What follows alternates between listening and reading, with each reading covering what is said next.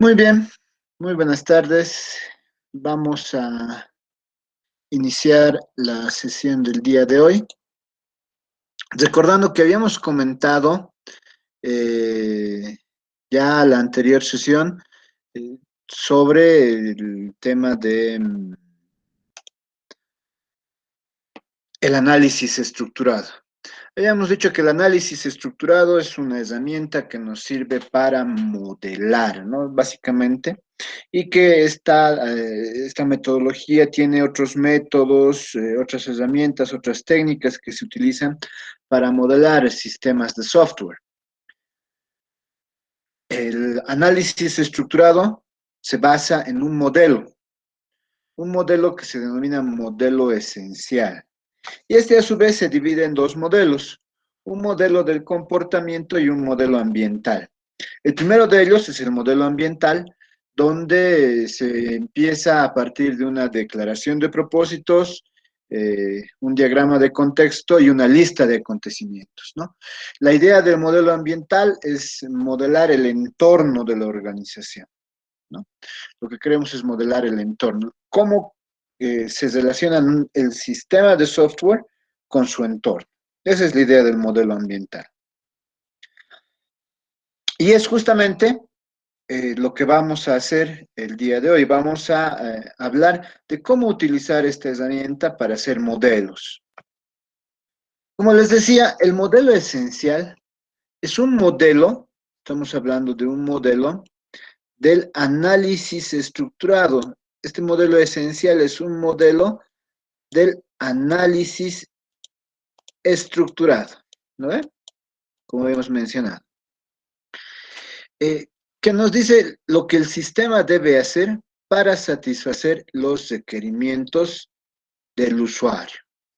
Cuando hablamos de requerimientos, seguramente estamos con la definición de la IEEE, el estándar 330, sobre lo que es un requerimiento, ¿no? Un requerimiento se define como tres elementos de forma mnemotécnica. Son necesidades del usuario, son capacidades presentes en el sistema para resolver estas necesidades y es la documentación. Entonces, cuando nosotros hacemos modelado, lo que estamos haciendo es decir qué es lo que debe hacer el sistema para satisfacer los requerimientos del usuario. Y lo que no nos importa mucho es cómo se va a implantar, ¿no? En qué máquina, utilizando qué software, eso es lo que no nos importa.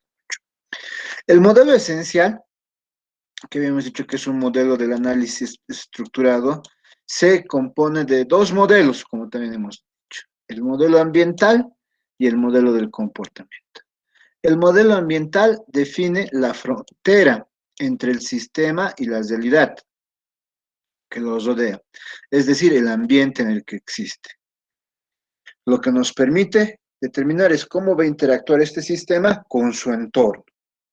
Y habíamos dicho que consiste de una declaración de propósitos, un diagrama de contexto y una lista de acontecimientos. En cambio, el modelo del comportamiento ya describe el comportamiento interno, lo que ocurre dentro del sistema, ¿no?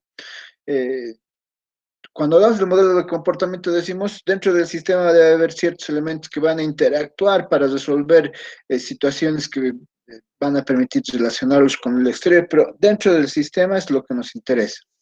Este modelo de comportamiento describe el comportamiento que del sistema se requiere para que interactúe de manera exitosa con el ambiente, es decir, cómo va a funcionar aquí adentro para resolver la interacción que viene de afuera. ¿En qué consiste? Consiste en un diagrama general del sistema, consiste en niveles de DFDs, consiste en una especificación de procesos, un diagrama entidad-relación, diagramas de transición de estados y diccionario de datos. ¿Qué es lo que se trata? Entonces, nosotros a lo largo de las siguientes clases vamos a ir analizando cada uno de estos modelos del modelo esencial. En primer lugar, el modelo ambiental y a continuación el modelo del comportamiento. Es el modelo ambiental entonces. Este modelo modela el exterior del sistema, como hemos dicho, ¿no? Va a definir las interfaces entre el sistema y el ambiente, es decir, cuáles son las entradas, cuáles son las salidas, ¿no? Entonces, como ustedes ven, el sistema tiene un determinado entorno, ¿no? Con el que interactúa. Obviamente, los sistemas no pueden interactuar con todo el ambiente, ¿no? Sino interactúan con un entorno, ¿de acuerdo? Entonces, el sistema, por ejemplo, en este caso de cuentas por cobrar, está interactuando con facturación, está interactuando con control de inventario, pero no con todo el entorno que los rodea, sino con algunos elementos en particular. Entonces, lo que nosotros hacemos con el modelo ambiental es determinar con quiénes interactúa nuestro sistema. Para eso, utilizamos una declaración de propósitos. ¿Qué es una declaración de propósitos? Una declaración de propósitos no es nada más que una descripción textual, breve y concisa del propósito del sistema. Podemos decir que la declaración de propósitos es el objetivo de más alto nivel, que nos va a decir qué, cómo y dónde. Al ser obviamente un objetivo, este es un verbo en infinitivo. Como siempre, nosotros vamos a desarrollar sistemas, el propósito casi siempre va a ser desarrollar, ¿no? ¿Por qué? Porque siempre vamos a desarrollar sistemas. Por ejemplo, los van a contratar para desarrollar un sistema que controle los inventarios de la empresa Manacos. Entonces, en la derecha de la diapositiva, ¿qué podemos ver?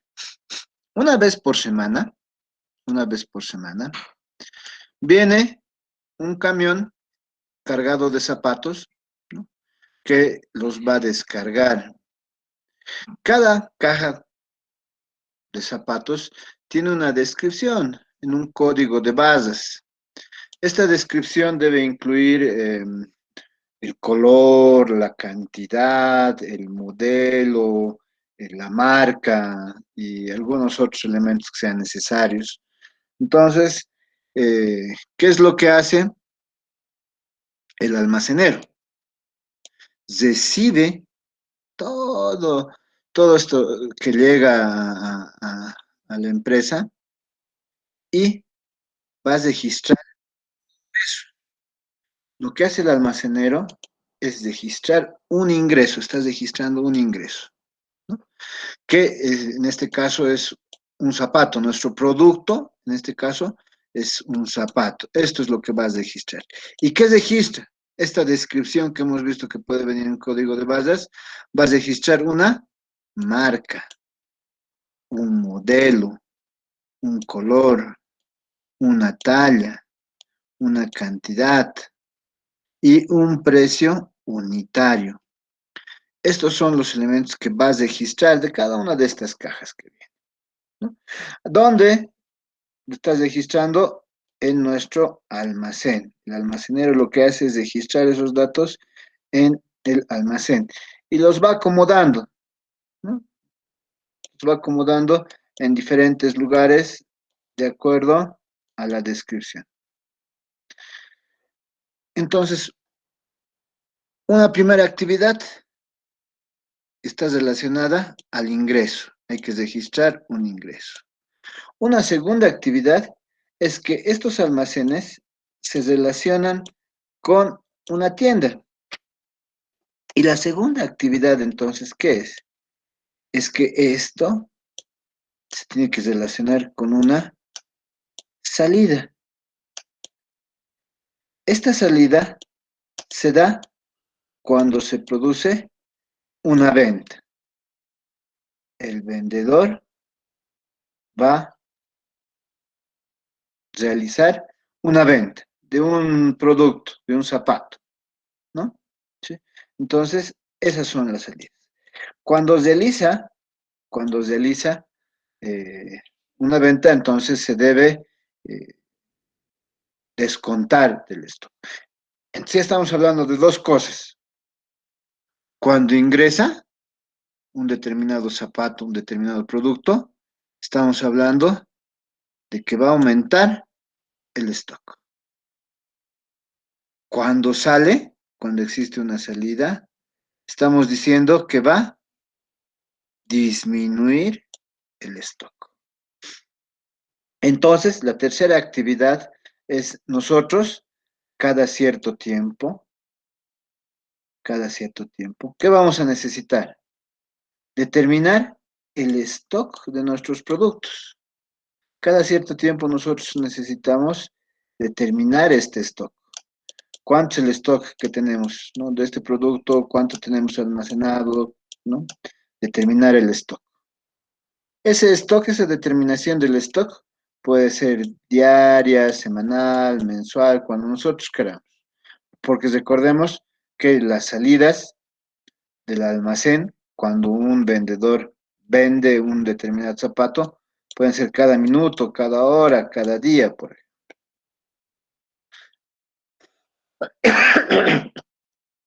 Entonces, una vez que nosotros hemos hecho este análisis, hemos determinado eh, cada cuánto viene un camión con productos una vez por semana y que trae diferentes productos encajonados que vienen con una determinada descripción. El almacenero es el encargado de registrar el ingreso de esos productos, que son zapatos en este caso, y va a registrar la descripción, que va a ser una marca, un modelo, un color, una talla, una cantidad, un precio unitario. Eso lo hace al almacén de la empresa. Y se organiza en este almacén de acuerdo a esa descripción, por marca, por talla, por color, de acuerdo a la descripción, de acuerdo a algún criterio.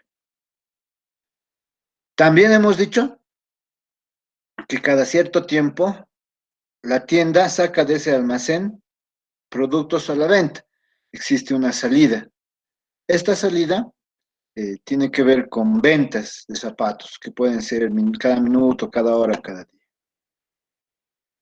Entonces nosotros habíamos dicho, ¿para qué necesitamos el sistema?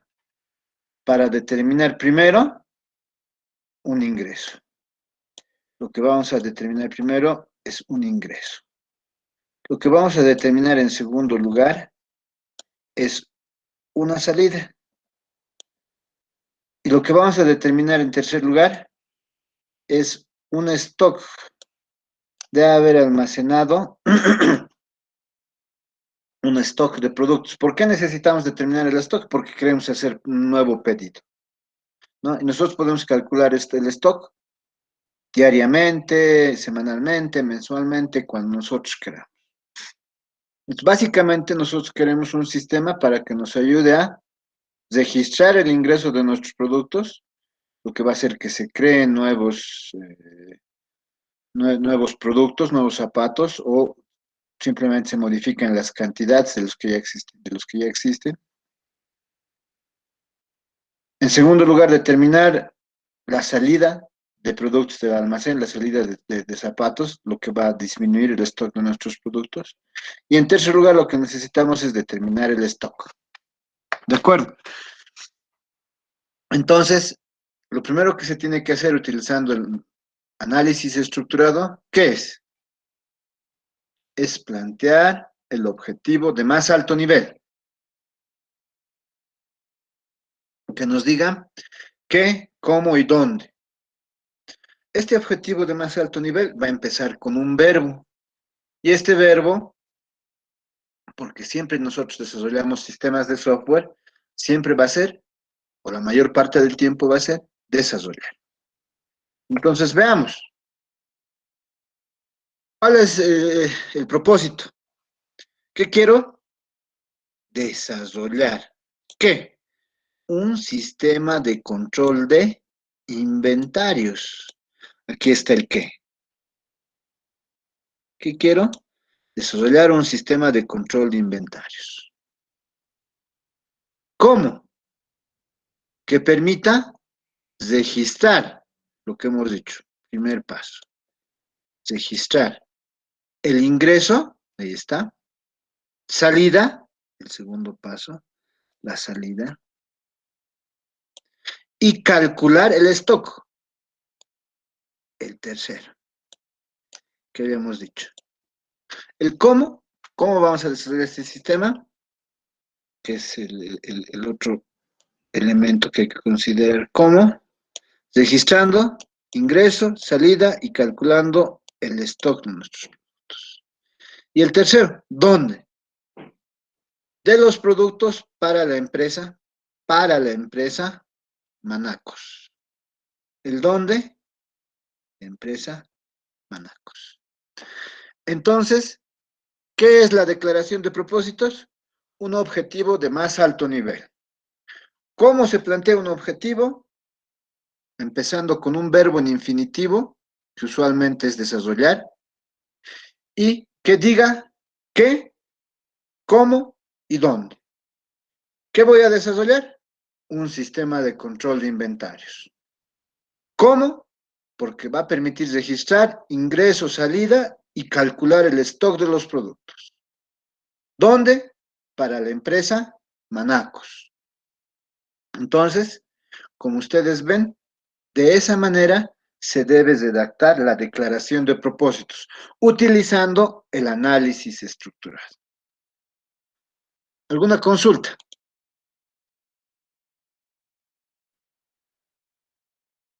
Cristian, consultas. ¿Está vivo Cristian? Copa. Sí, presente ninguna consulta, Alison. Muy bien. Freddy, ¿alguna consulta? Freddy Elías. ¿Está vivo Freddy? Julen, Mauricio. Ninguna leak. Muy bien. Luis Alberto, ¿alguna consulta? Todo claro, Lisen. Muy bien. Paola Andrea, ¿alguna consulta?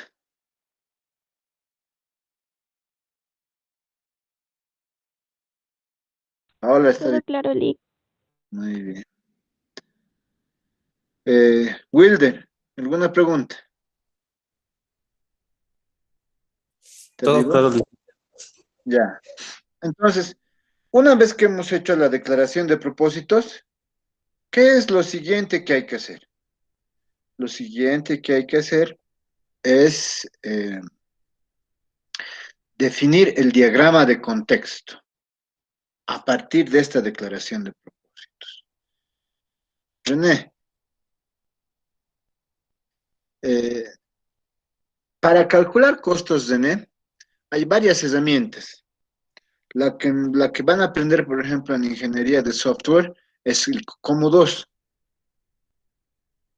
El COCOMO 2 en la estimación de desarrollo de software se calcula a partir de puntos función. Un punto función puede ser ventanas de entrada, ventanas de salida, consultas a la base de datos y una serie de factores. Ahí lo que tú obtienes es un costo de desarrollo. Este costo de desarrollo, para hacerlo real, se tiene que determinar, eh, además, cómo van a saber en cuánto tiempo y cuántas personas van a necesitar. Pero ahí hay que asumir, por ejemplo, costos relacionados a insumos, eh, a servicios básicos, a servicios, a impuestos y algunos otros que la empresa pueda requerir. A partir de eso se saca un estimado, ¿no? Recuerden que son estimaciones y las estimaciones solamente se vuelven mejores a medida que van trabajando, ¿no? Entonces, pero se puede empezar con COCOMO, que les va a dar el costo de desarrollo, el número de programadores y un tiempo. Ahí, lo que les digo, para hacerlo real, ¿qué hay que añadir servicios básicos, hay que añadir impuestos, eh, hay que añadir algunos otros factores relacionados a la empresa, ¿no? Pero eso es. ¿Está bien?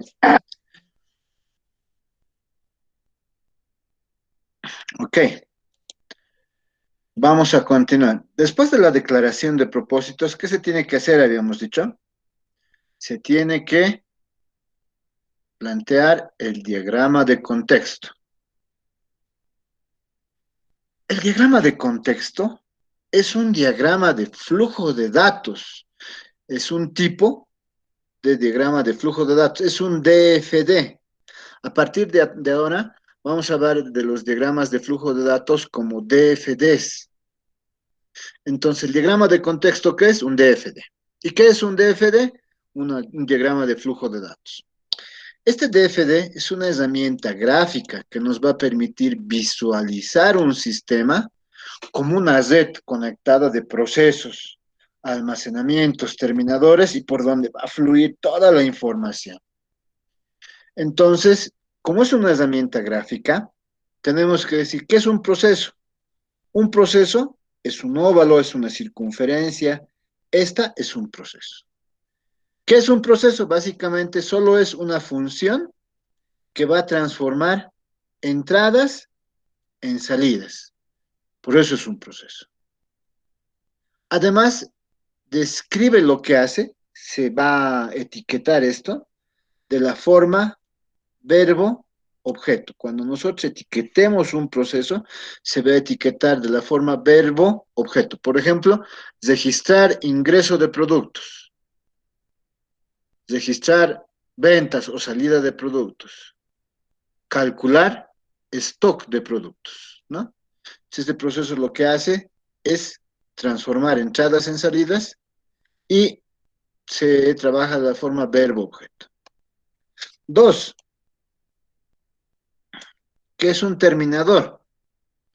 Un terminador siempre es una entidad externa. Nosotros a lo largo del curso le vamos a llamar en lugar de terminadores simplemente entidades externas. Y una entidad externa es un usuario u otro sistema. Aquí nos vamos a detener un momento. Recuerden, hay una diferencia entre cliente y usuario.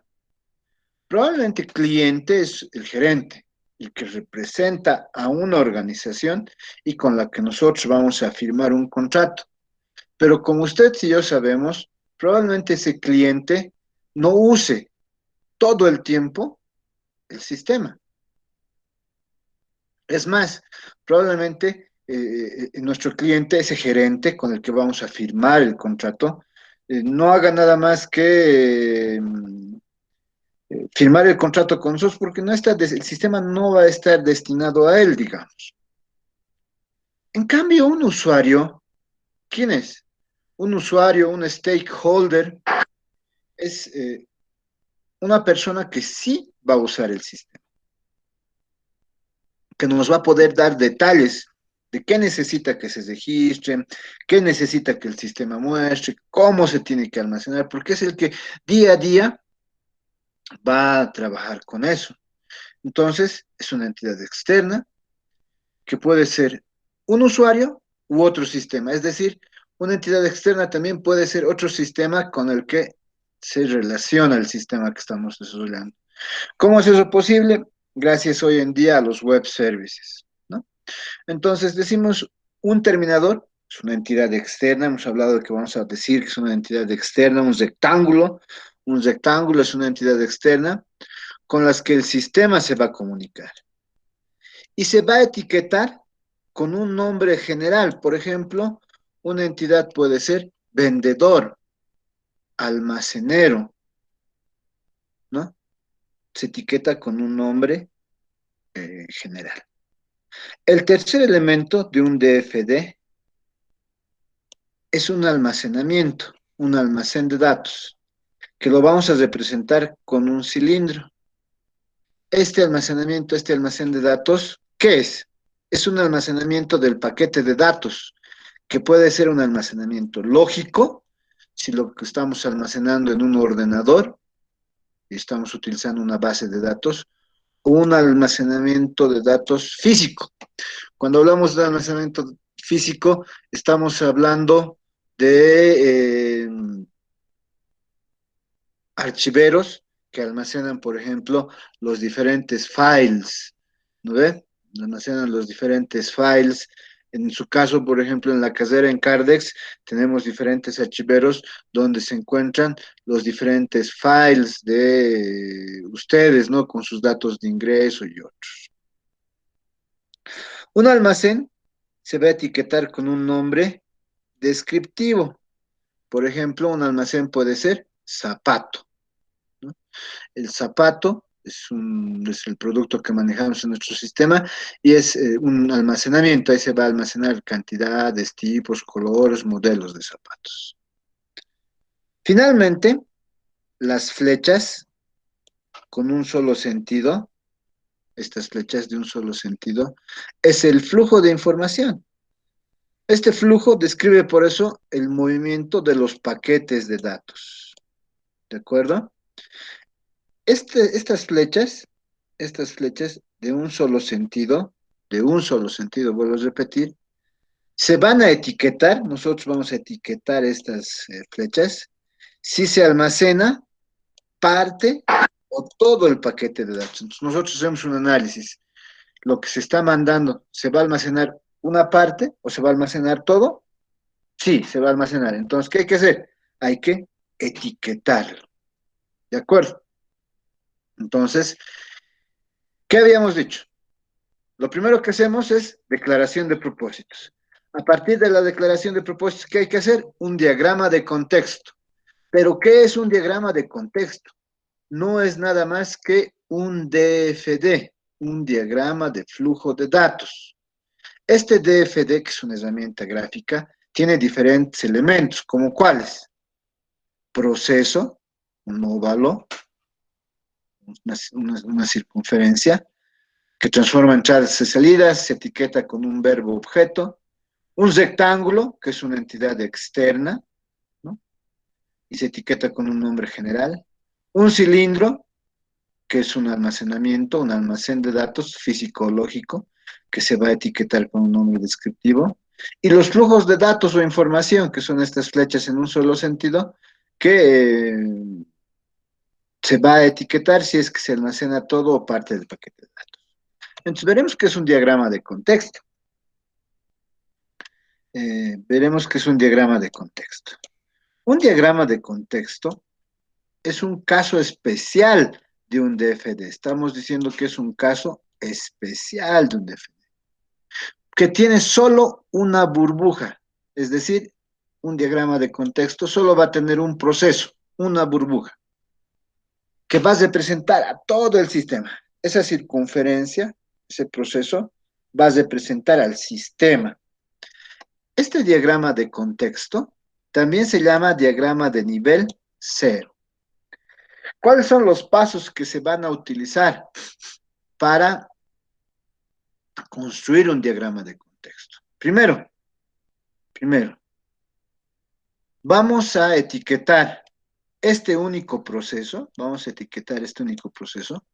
con el nombre del sistema.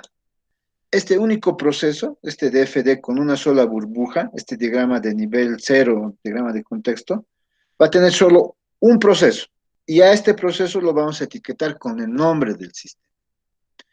El segundo paso, vamos a identificar entidades externas con los que se va a comunicar el sistema. El tercer paso, vamos a identificar almacenes de datos, ¿no?, que están fuera del sistema. Recuerden que va a haber almacenamientos que va a generar nuestro propio sistema, que va a estar adentro. Pero recordemos también que puede haber, no siempre, almacenes de datos fuera del sistema. Luego vamos a identificar como cuarto paso los flujos de datos, que el sistema se recibe, que van a ser flechas que vienen de afuera hacia adentro, flecha que viene de afuera hacia adentro, es lo que recibe, o los datos o información que el sistema produce, que son flechas que van del sistema hacia afuera, una flecha que va del sistema hacia afuera. Y finalmente, se va a identificar la frontera entre el sistema y el ambiente. ¿Eso qué quiere decir? Que nuestro sistema debe tener entradas, flechas que van a este sistema, y salidas, flechas que salen de este sistema. Tiene que tener entradas y salidas. Esos son los 5 pasos que nosotros vamos a utilizar para construir un diagrama de contexto. En el ejemplo, vamos a hallar el diagrama de contexto del ejemplo anterior. Entonces, ¿por dónde empezamos? ¿Por dónde empezamos? Vamos a empezar por un solo proceso. Este es nuestro proceso. Sistema de control de inventarios, que le vamos a llamar Mercurio, para la empresa Manacos. Ese es un proceso. Primer paso, un proceso. Segundo paso, identificamos entidades externas. Si ustedes ven, nuestras entidades externas que eran el almacenero y el vendedor, ¿no? Entonces, nosotros vamos a identificar con un rectángulo el almacenero y el vendedor. Eso viene a ser nuestro segundo paso. Determinar nuestras entidades externas. ¿Habrá almacenamientos externos? No es un requisito que haya almacenamientos externos, que es el tercer paso. En el tercer paso decimos, no hay almacenamientos externos. No es necesario. El cuarto paso, tenemos que ver los flujos de datos e información que van de nuestras entidades externas al sistema. Por ejemplo, ¿qué estamos diciendo? El almacenero, ¿qué hace? Hemos dicho, va a registrar un zapato, la entrada de un producto, pero por eso va una flecha que va del almacenero al sistema, ¿no? Eso quiere decir que está entrando, es un valor de entrada. Pero ¿qué es registro del producto? Registra, como habíamos dicho, la descripción de este zapato. No, la descripción que tiene que ver con marca, modelo, color, tamaño, precio unitario, ¿no? Que hemos visto. Luego, esta entidad, este almacenero, ¿qué recibe? Recibe, porque también el almacenero puede hacer una consulta, ¿no? Ahora vean, aquí estamos diciendo que hay una flecha que va del almacenero al sistema, ¿no? Porque está dándole datos, va a introducir los datos de los zapatos que entran. ¿Esta descripción de zapatos se está almacenando? Sí, se almacena. Por eso hemos etiquetado este flujo de datos, porque esta descripción de zapatos se va a almacenar en un almacenamiento aquí adentro del sistema. Aquí adentro del sistema seguramente vamos a crear algún almacenamiento, como vamos a ver más adelante. Entonces, solamente esta flecha que dice que el almacenero le está dando información al sistema, se va a etiquetar si es que se almacena. Ahora, por ejemplo, cuando nosotros queremos determinar el stock de un producto, el almacenero igual le va a dar datos, ¿no? Quiero saber cuántos zapatos hay de color plomo, del modelo X, de la marca Y. Esa es una flecha que va igual del almacenero al sistema. Pero la pregunta es, ¿esos datos se almacenan? No, no se almacenan. Por eso es que no hemos puesto esto. No se han etiquetado. ¿Y qué le devuelve el sistema al almacenero? Le devuelve el stock. Vean, hay una flecha que va del sistema al almacenero. Le está devolviendo el stock de productos. ¿Qué quiere decir que le devuelve el stock de productos? Tenemos 100 zapatos de este modelo, de esta talla, 50 de este modelo, 30, ¿no? Le devuelve. Eso se imprime, se maneja para luego hacer solicitudes, en el caso de que se deba hacer una solicitud de algún determinado producto. ¿Qué hace el vendedor? Registra la salida, ¿no es cierto?, del producto. Cuando registra la salida, ¿qué es lo que está haciendo en realidad? Está registrando una venta. Por eso viene de afuera, aquí. Registro una venta. Pero para registrar esa venta, hace dos cosas. Primero podemos decir que hace una búsqueda. Habrá la talla 37 de este modelo, de este color, hace una búsqueda. No estamos etiquetando eso porque no se almacena. Las búsquedas simplemente son consultas a la base de datos. No se almacena.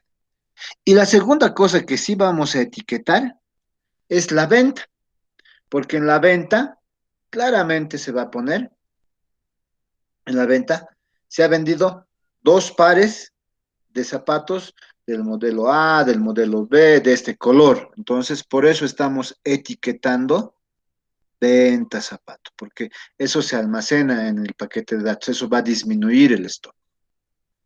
Entonces, el sistema, en el primer caso, cuando hace una consulta de un zapato, les responde, ¿no? El sistema, por eso hay una flecha que va del sistema al vendedor, les responde, le dice, si tenemos ese zapato o no tenemos en existencias. ¿Eso lo almacenará el vendedor? No, eso solo le dice el cliente, no, tenemos o no tenemos. Allá, si no tienen, se va, no lo hemos almacenado. Si tiene, recién el vendedor, el cliente le dice, ah, ¿usted tiene? Sí, entonces quiero comprar uno, ¿no? Entonces quiero comprar uno. Recién va a ocurrir la venta. ¿De acuerdo? ¿Alguna pregunta? Preguntas, preguntas.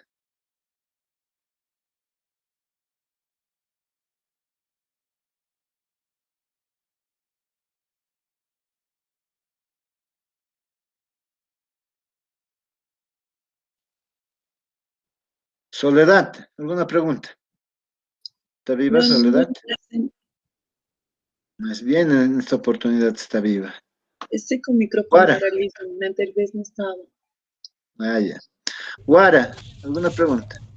Ninguna pregunta, licenciado. Oscar, ¿alguna pregunta? Ninguna, licenciado. Muy bien.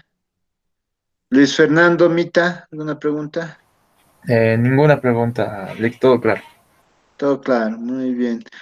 Enrique, ¿alguna pregunta? Licenciado, buenas tardes.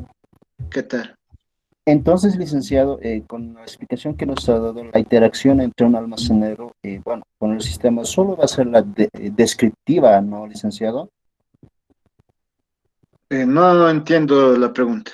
¿A qué te Porque refieres? dijo de que va a ser, como no se va a almacenar en los registros de que sí existe o no, tanto en el intercambio de datos, tanto en el sistema y el manejo de algún personal, entonces cualquier resultado que resulte, ¿no? Se hace una búsqueda o no, lo que no se almacena, eh, solo va a ser descriptivo, algo así le entendí, licenciado. Sí, en realidad se va a representar simplemente con una flecha que indica que hay un flujo de información o de datos como esta, pero que no estamos almacenando.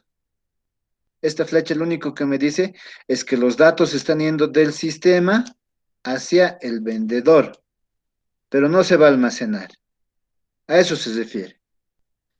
¿De acuerdo? Sí, Básicamente licenciado, solo está esto. bien.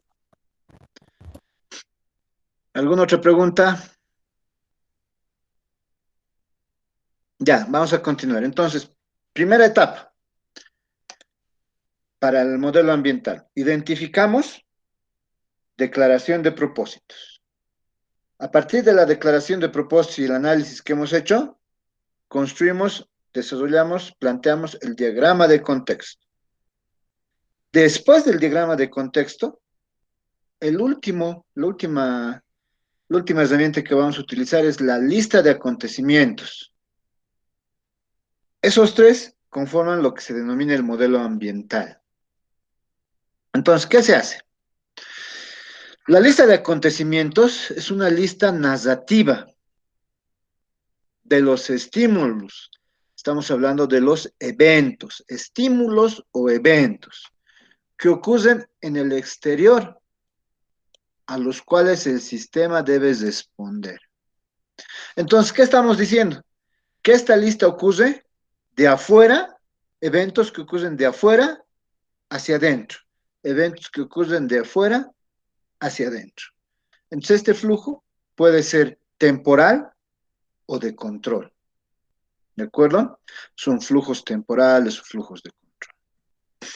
El sistema, a partir de cada flujo de entrada, es decir, esos eventos que ocurren de afuera hacia adentro, si nosotros vamos a nuestro sistema, estamos hablando de los eventos que van de almacenero al sistema, ¿no? Va de afuera hacia adentro. O de lo que va de vendedor al sistema, de afuera hacia adentro. De eso estamos hablando. Entonces, son eventos que ocurren de afuera hacia adentro.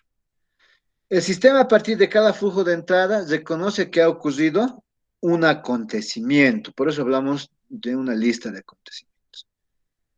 Cada flujo de salida debe ser respuesta a un acontecimiento. Si nos damos cuenta, es así. Aquí hemos dicho, hay un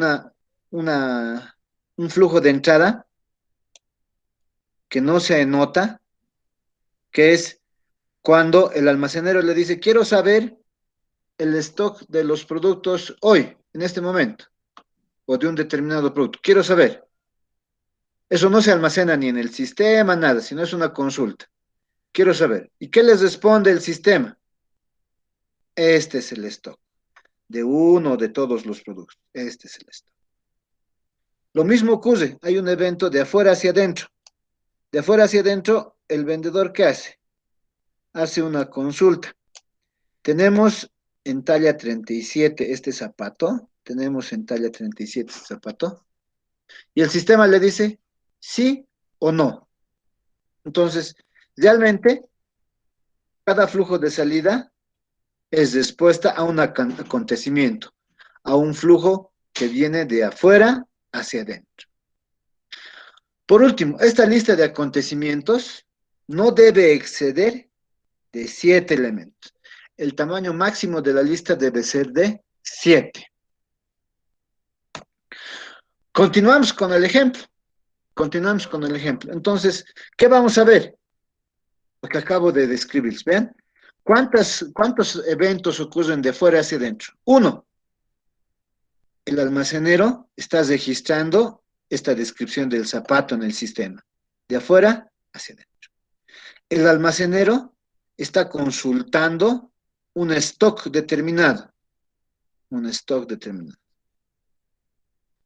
El vendedor está consultando si hay un determinado zapato, está haciendo una búsqueda para ver si hay un determinado zapato. El vendedor está registrando una salida de la venta de un zapato que va a disminuir el stock. Son eventos que ocurren de afuera hacia adentro. Entonces, eso registramos. El almacenero registra la descripción de los zapatos que ingresan al almacén. 1. 2. El almacenero pide el stock de un zapato o de todos los zapatos de acuerdo a su descripción. Color, tamaño, marca, modelo, ¿no? 3. El vendedor busca un zapato, ¿no? Busca. Hemos dicho de acuerdo a su descripción. ¿Tiene en tamaño 37 o tiene este modelo o tiene de esta marca? 4. El vendedor registra la venta de un zapato, la salida, de acuerdo a su descripción. Hemos vendido un zapato de la talla 37, de la marca tantos, de este color, de este modelo. Y como ven, solo son 4. 4 elementos. No son, como dice la regla, no deben ser, no pueden exceder a los 7. Entonces, ¿de dónde han salido estos 4? De nuestro diagrama de contexto. ¿Ve? De este. El almacenero, un evento que ocurre de afuera hacia adentro, registra un determinado zapato. El almacenero pide la cantidad o el stock de un determinado zapato de acuerdo a su descripción. De afuera hacia adentro. El vendedor busca un determinado zapato de afuera hacia adentro, busca. El vendedor registra la venta de un zapato de afuera hacia adentro, de acuerdo a un determinado.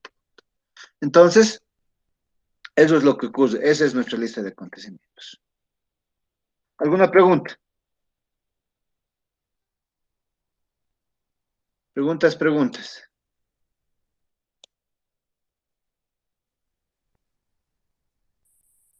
Muy bien, entonces, si no hay preguntas, tienen esta tarea para la siguiente semana, que consiste en hallar la declaración de propósitos, el diagrama de contexto y la lista de acontecimientos para estos 4 situaciones.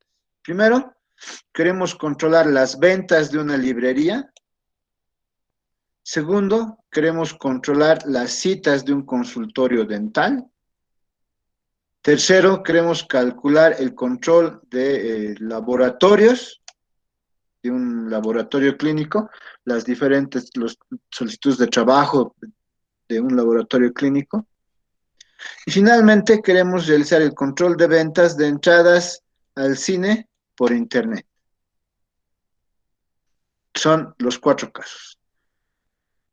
Voy a habilitar en el transcurso de la tarde el formulario para que se suba esta práctica y voy a subir el video y el documento al aula de clase. Estoy cerrando la grabación.